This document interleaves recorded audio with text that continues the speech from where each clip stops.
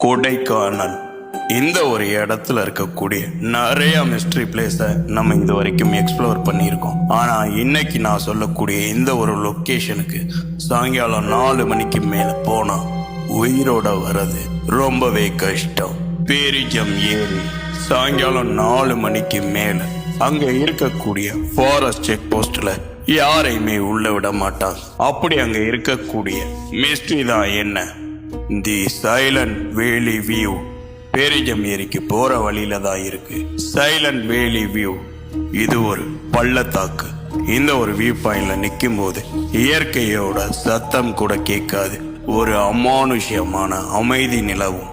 இந்த பள்ளத்தாக்குல ஒரு குறிப்பிட்ட இடத்துல இருந்து ஆழத்தை பார்க்கும்போது உள்ள குதிக்கணும் அப்படிங்கிற ஒரு தற்கொலை உணர்வை அங்க இருக்கக்கூடிய தீய சக்திகள் தூண்டுறதா சொல்லப்படுது. நிறைய பேர் இறந்தும் போயிருக்காங்க. இதனாலேயே இந்த ஒரு இடத்த ஒரேடியா மூடிட்டாங்க.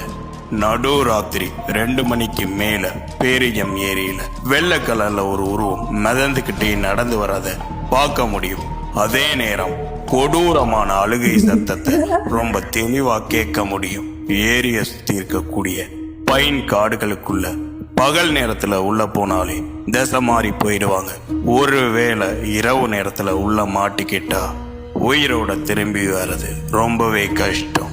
கொடைக்கானல்ல இன்னும் நிறைய மிஸ்ட்ரிக்ஸ் புதைஞ்சு கிடக்கு.